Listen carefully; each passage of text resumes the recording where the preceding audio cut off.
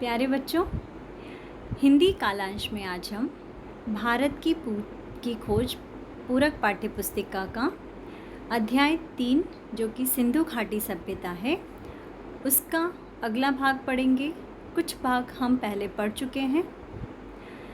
आज मैं भगवत गीता के इस श्लोक से पाठ की शुरुआत करती हूँ।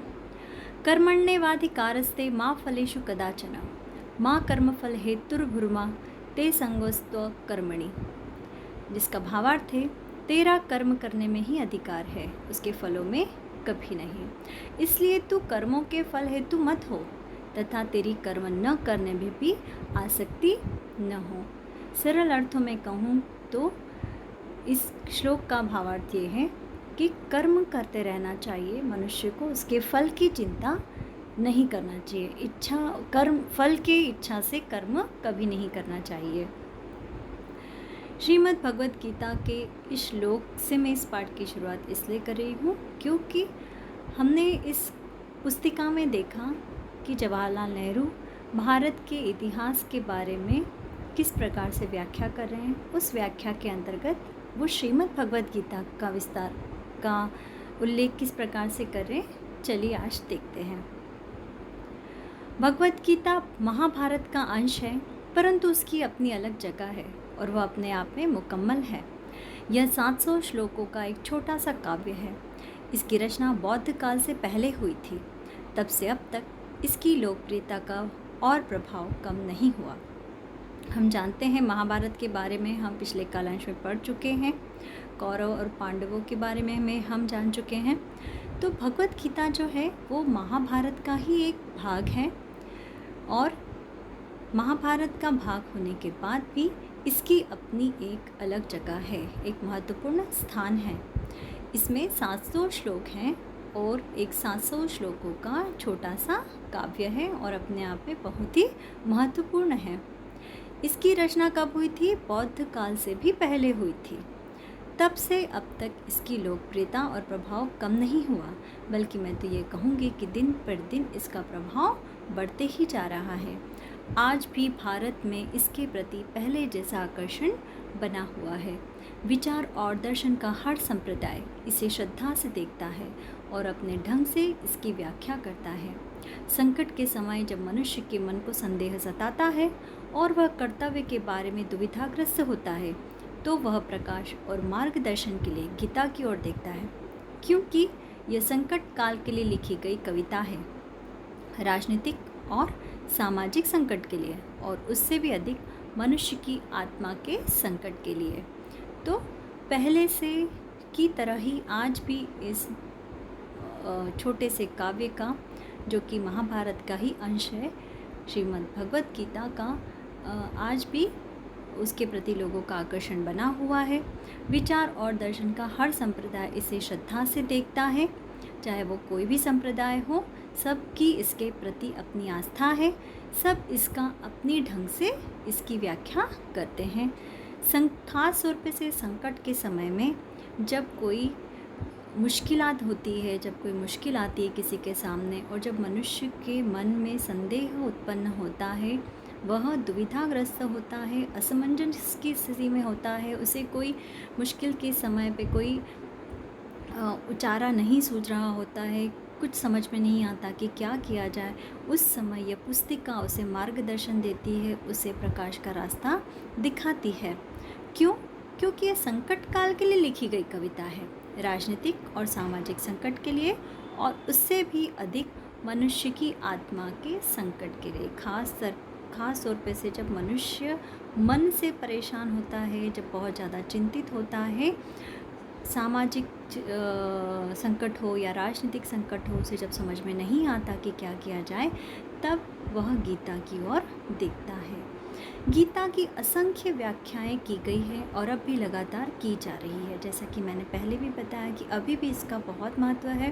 तो पहले भी लोगों ने, विचारकों ने अपने ढंग से इसकी व्याख्या की है, परंतु अब भी लोग इसकी व्याख्या करते आ रहे हैं। आधुनिक युग के विचार और कर्म क्षेत्र के नेताओं तिलक, अरविंद घोष, गांधी, सभी ने इसकी अपने ढंग से व्याख्या की है।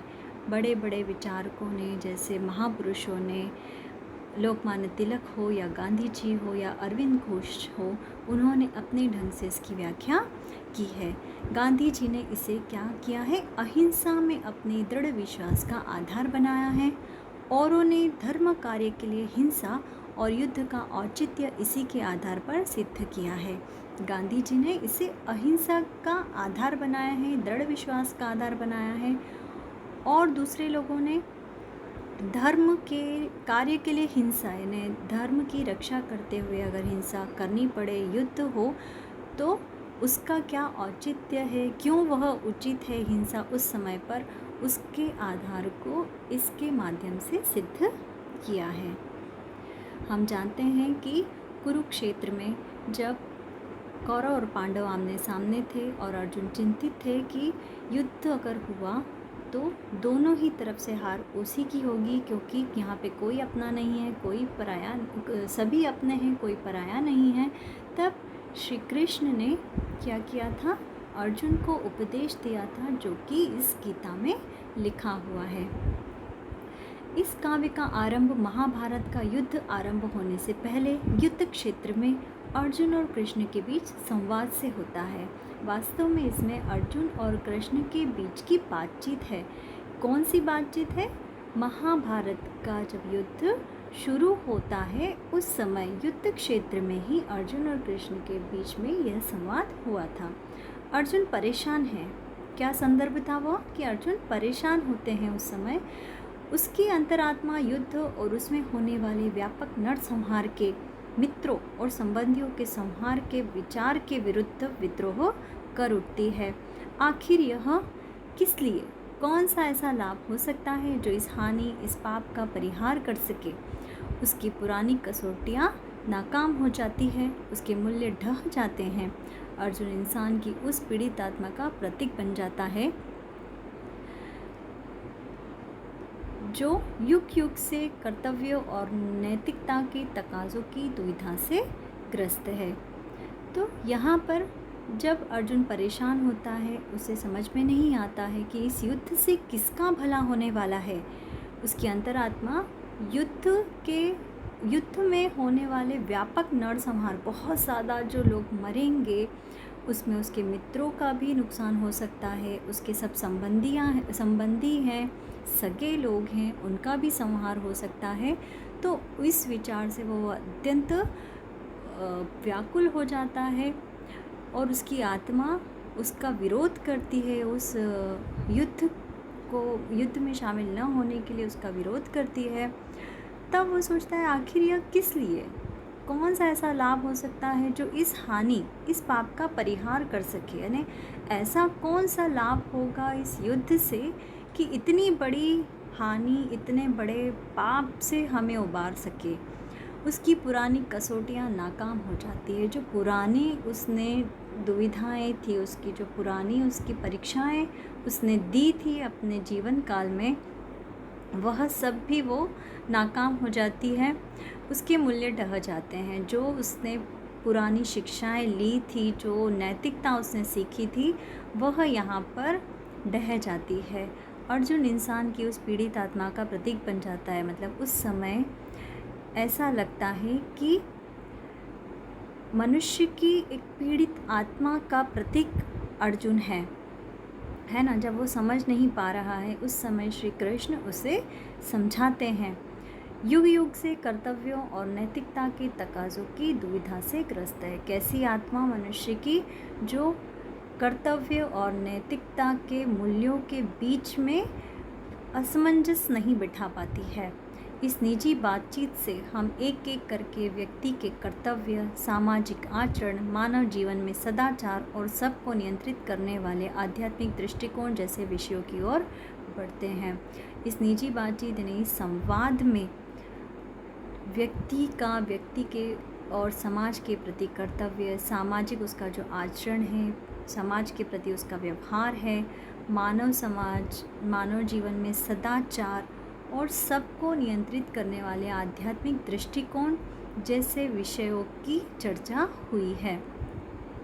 गीता में ऐसा बहुत कुछ है जो आध्यात्मिक है। आध्यात्मिक यानी जो हमें ईश्वर की ओर ले जाता है। इसमें मानव विकास के 3 मार्गों ज्ञान, कर्म और भक्ति के बीच समन्वय करने का प्रयास किया गया है। भगवद गीता में मानव विकास के जो 3 मनुष्य को विकसित करने के लिए 3 अत्यंत महत्वपूर्ण मार्ग कौन कौन से बताए हैं? ज्ञान, कर्म और भक्ति। तो ये तीनों का समन्वय जो है वो भगवद गीता में है। बाकी 2 की तुलना में भक्ति पर अधिक बल दिया गया है। यानी अगर आप भगवान के प्रति श्रद्धा रखते हैं, भक्ति रखते हैं, तो इस बात पर अधिक जोर दिया गया है। यहाँ तक कि इसमें एक व्यक्तिगत ईश्वर का स्वरूप उभरता है, हालांकि उसे पूर्ण रूप परमेश्वर का ही अवतार माना गया है। यहाँ पे हमने कृष्ण का अवतार देखा है ना। तो यहाँ पर कृष्ण के कई अवतार हमें देखने को मिलते हैं और वो क्या है? परमेश्वर, भगवान ही हैं।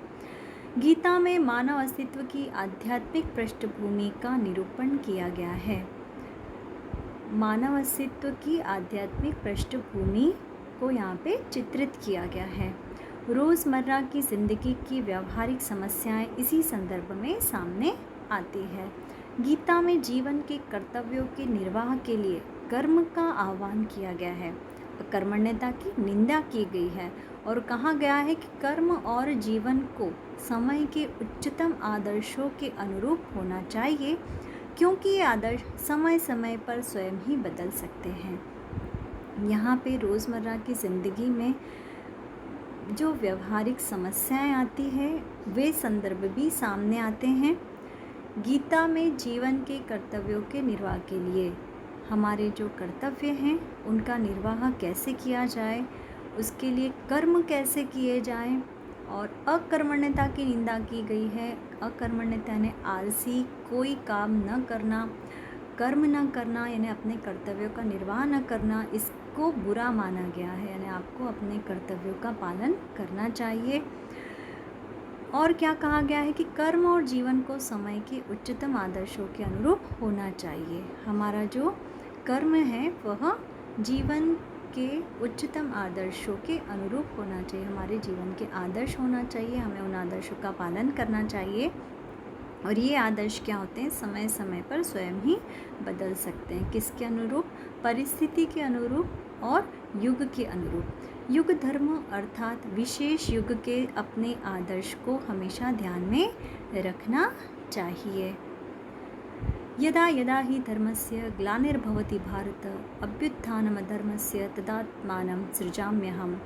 यहाँ पे श्री कृष्ण ने कहा था गीता में, मैं अवतार लेता हूँ, मैं प्रकट होता हूँ। जब जब धर्म की हानि होती है तब तब मैं आता हूँ। जब जब अधर्म बढ़ता है तब तब मैं साकार रूप से लोगों के सम्मुख प्रकट होता हूँ। सज्जन लोगों की रक्षा के लिए मैं आता हूँ, दुष्टों के विनाश करने के लिए मैं आता हूँ, धर्म की स्थापना के लिए मैं आता हूँ और युग युग में जन्म लेता हूँ।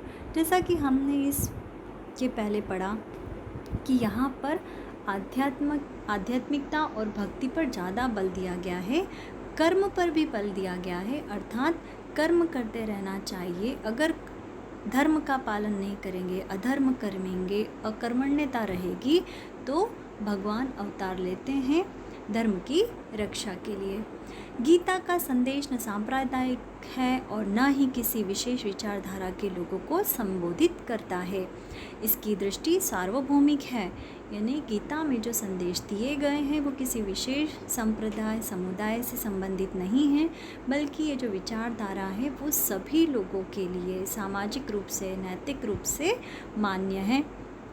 और इसकी दृष्टि जो है सार्वभौमिक है, यानी सभी भूमि पे रहने वालों के लिए है, या कहें कि संपूर्ण भूमि को या संपूर्ण लोगों को एक भाव से देखने के लिए है। उसमें कहा गया है सभी रास्ते मुझ तक आते हैं। मुझ तक यानी श्री कृष्ण तक, या कहें कि परमेश्वर तक आते हैं। इसी सार्वभौमिकता के कारण गीता सभी वर्गों और संप्रदायों के लोगों के लिए मान्य हुई। इसमें किसी विशेष संप्रदाय के लिए या किसी संप्रदाय को विशेष महत्व नहीं दिया गया, बल्कि ये सार्वभौमिकता जो है इसमें यही जो है वसुदेव कुटुंबकम है ना, ये जो भाव है इसी के कारण इसे सबने अपनाया है। इसकी रचना के बाद 2500 वर्षों में भारतवासी बार बार परिवर्तन, विकास और ह्रास की प्रक्रिया से गुजरे हैं। उन्हें एक के बाद एक तरह तरह के अनुभव हुए हैं। एक के बाद एक विचार सामने आए हैं, पर उन्हें हमेशा गीता में कोई ऐसी जीवंत चीज़ मिली है जो विकसित होते विचारों से मेल खाती रही है। यानी चाहे इसकी रचना को कई साल बीत गए हों, 2500 वर्ष हो गए हैं या उससे भी ज़्यादा कह सकते हैं, तब भी भारतवासियों में जो भी बार बार परिवर्तन आए, विकास हुआ, पतन हुआ, इतनी सारी प्रक्रियाओं से भारतवासी गुजरे हैं। उन्हें एक के बाद एक तरह तरह के अनुभव हुए हैं, कई प्रकार के उन्हें अनुभव हुए हैं हर युग में, हर पीढ़ी में, परंतु एक के बाद एक विचार भी उनके सामने आए हैं, पर उन्हें हमेशा गीता में कोई न कोई ऐसी जीवित चीज़ मिली है जो विकसित होते विचारों से मेल खाती रही है। यानी इसकी कहीं भी कड़ी टूटी नहीं है, इसके जो विचार हैं वो हर युग में मान्य हुए हैं, हर परिस्थिति में। जब भी मनुष्य मन को संदेह हुआ है, जब वह विचार शून्य हुआ है, जब वह परेशान हुआ है, दुविधाग्रस्त हुआ है, तो कहीं न कहीं गीता में लिखे जो संदेश हैं उन्होंने उसे मार्ग दिखाया है और उसे सफलता प्राप्त हुई है। तो हर विचारधारा के साथ इसके हर विकसित जो भी है युग रहा है, उसके विचारों से इसके गीता के जो संदेश है वे मेल खाते रहे हैं। तो इस प्रकार से आज हमारा भगवत गीता का यह भाग समाप्त हुआ।